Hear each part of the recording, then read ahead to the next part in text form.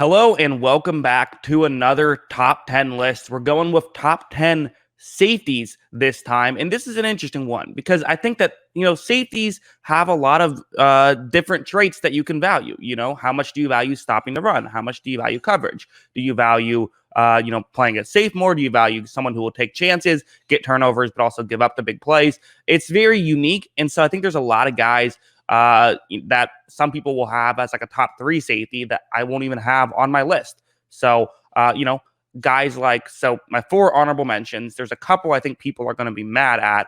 First, I have Marcus Williams, who I do think is better than his numbers say. His numbers aren't spectacular. He's given up last year, his passer rating against was 118.8, which isn't great, especially when you consider the Saints play a lot of cover 2. So you think that if anything, it shouldn't be as bad. But I think that's that's why you can't exactly just look at numbers. You have to look at other stuff. I don't think he's that bad. I think he's actually a really good safety. He's on my honorable mentions list. Just couldn't quite make the cut. Anthony Harris is another guy who, if I did this last year, he would have absolutely made my list. The reason why he didn't make the list this year is he's coming off a bad season. He just is, which is why, he didn't get that much money when he probably would have gotten more. Only a 1-year, $5 million deal with the Eagles. He could bounce back. A lot of things were wrong in Minnesota, but, there's a lot of good safeties, so he didn't quite make the list. A couple guys that I think people will be angry that are not on this list. First, Jamal Adams, who is someone who I do like as a player a lot. Again, once you start seeing my list, you'll see, okay, I kind of see why you couldn't quite put him in there. It does make sense, but he's a good player. Stops the run very well. I just kind of value the coverage a little bit more, which is why he couldn't quite make the list. I like him. I do like him as a player. Great to watch. Super exciting. Rushes the passer well, all that fun stuff. So again, it comes down to what do you really value?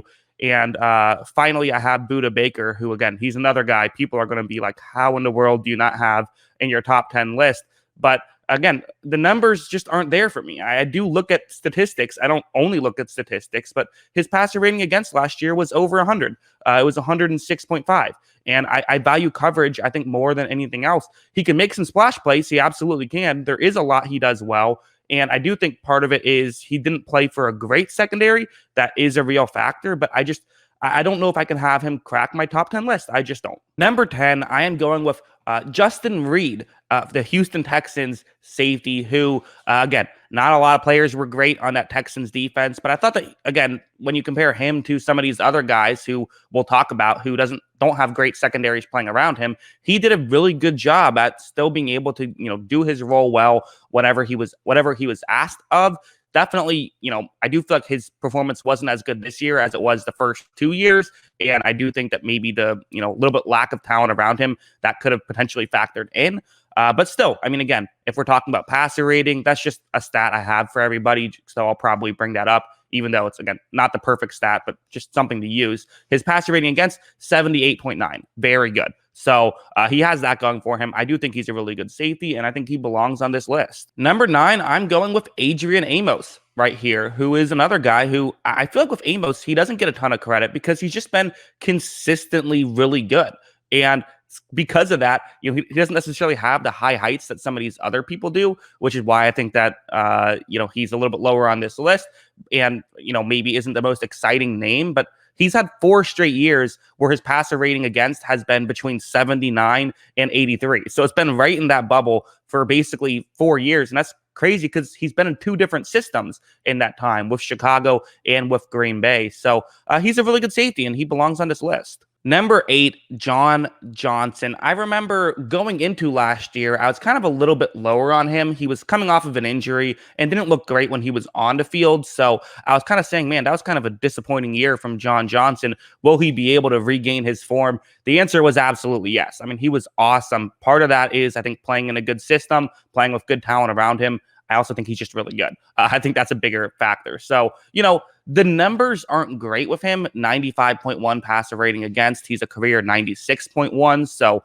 while it's still better than all of my honorable mentions, it's not quite as good as Amos or Ried, who I have below him. But again, I don't just focus on the numbers. I look at the whole body of work. I do watch the film, and to me, his film is better enough to put him at number 8. Number 7, I am going with a New York Jet right here. So we're kind of sticking with going with guys who maybe don't play for the best defenses. Well, not sticking with it, but both number 7 and 10 were that way. Marcus Maye.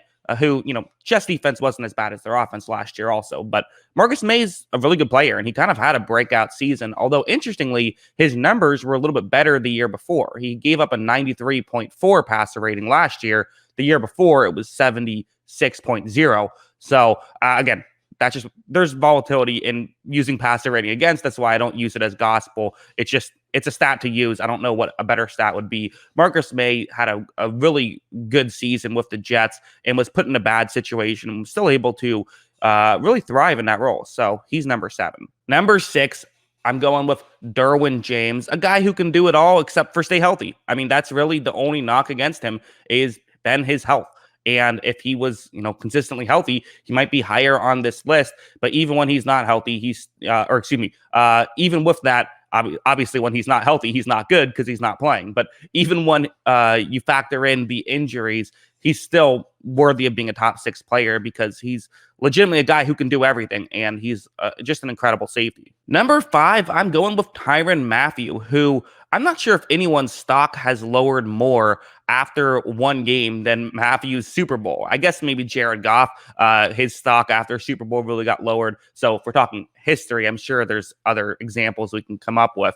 But, Tyrann Mathieu's a really good player, and I don't really get all the slander that's going on with him. He gave up, I believe it was only a couple of catches in that Super Bowl. One was the, 1-yard touchdown to Antonio Brown, which who can blame him? I think that, him trash talking Tom Brady during the Super Bowl and then it not going too well for him, that's kind of what's stuck in everyone's mind. But you have to remember, this guy's a dominant player. He's an incredibly smart player, makes great reads. And, remember that pick in the Cleveland Browns game in the playoffs? That should have been a dagger. There was a missed field goal, which, complicated things. But at the time, that felt like a dagger. He gives up a passer rating against of 71.3.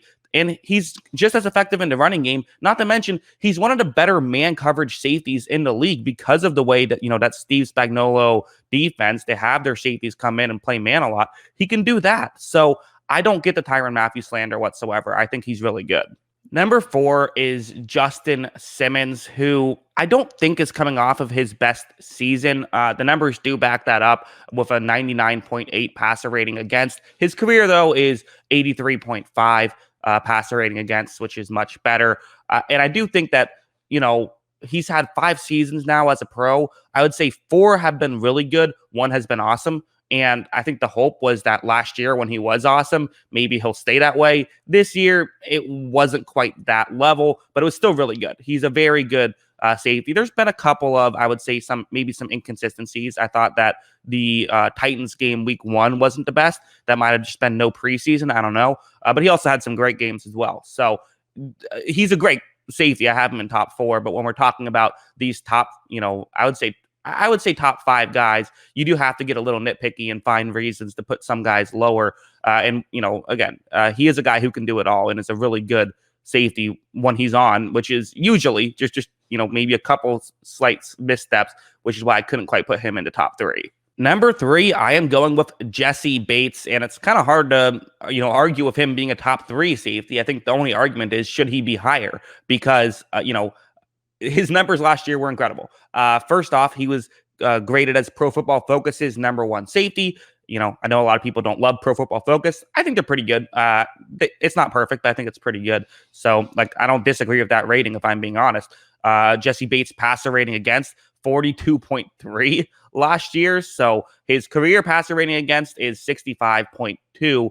And he's only given up 5 touchdowns to 9 interceptions over his 3-year career. So if you want to put him at number 1, you can put him at number 1. I have a couple guys I have ahead personally. That's just what I value more. But, he's incredible. There's no denying it. I do think that he's probably better at coverage than at run defense, but he's still maybe like a top 5, at least top 10 run defense safety on top of being maybe the best coverage safety in the league. So if you really want to nitpick, I think the one argument they'll probably be more likely to hear is the argument that Bates should be higher. I guess the one reason why I just don't have him quite there yet is I do feel like he's another guy who's been like, close to awesome for 2 years and then actually awesome for 1 year.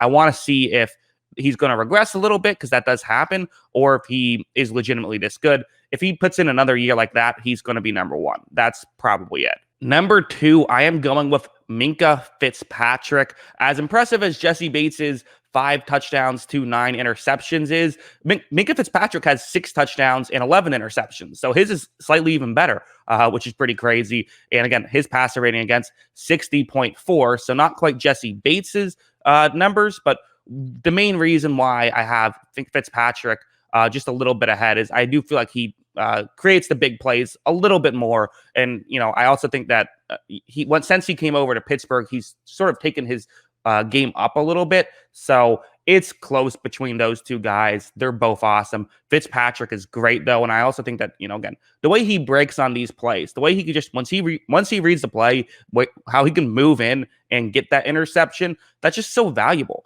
And it'll be interesting to see what he does, and maybe a defense that probably has taken a step back this year, maybe not a massive one, but a step back to some degree around him. How well will he do in that role? Should be interesting. I have him at number 2. And number 1, I'm still going with Harrison Smith. And I think in doing these top 10s, one thing I've noticed is I probably don't react as much to the most previous season as other people do. I like a guy who I've seen do it before and do it a lot. I will still, obviously, if someone has a breakout season, I'm not going to say I want to see it again. You're probably going to be great if you had a breakout season, but I like a guy who's had 7 breakout seasons, which Harrison Smith has had. If you want to talk about his, numbers, 74 passer rating against is awesome, but it's not the best that we've seen. Out of people on this list, there's 3 guys who had a better year last year: Minkah Fitzpatrick, Jessie Bates, and Tyrann Mathieu, just in terms of that stat.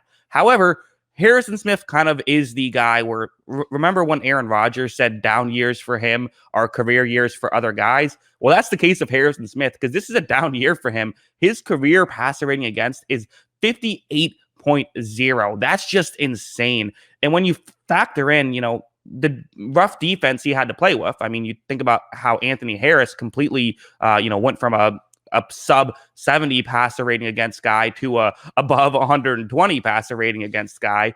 The fact that Harrison Smith still put in a 74 passer rating against is crazy.